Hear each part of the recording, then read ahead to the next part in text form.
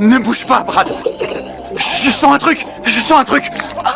Du beurre de cacahuète. Il s'étouffe avec du beurre de cacahuète. Face à une situation d'urgence aussi rare, Grace suggère d'utiliser la pression du bord du comptoir pour remplacer la méthode traditionnelle de Heimlich et effectuer une pression abdominale. C'est un énorme défi pour ces deux jumeaux siamois. Scott utilise toutes ses forces pour relever son frère affaibli. Cependant, la chose la plus terrifiante se produisit. Il fait plus aucun bruit. Oh, il bouge plus non plus.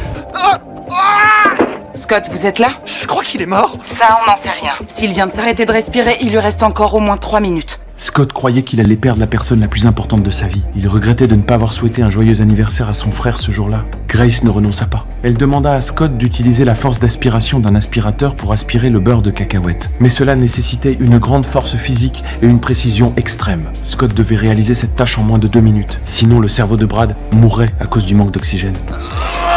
J'y suis.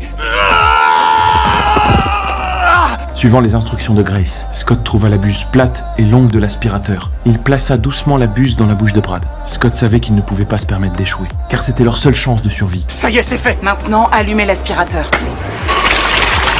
Ça a marché. Je crois qu'il respire. Scott ému prit son frère dans ses bras. Il répétait sans cesse joyeux anniversaire qui était en retard de 2 ans. Bien que Brad soit affaibli, il répondit également par un joyeux anniversaire. Grace, merci. Vous nous avez sauvés. Moi et mon débile de frère.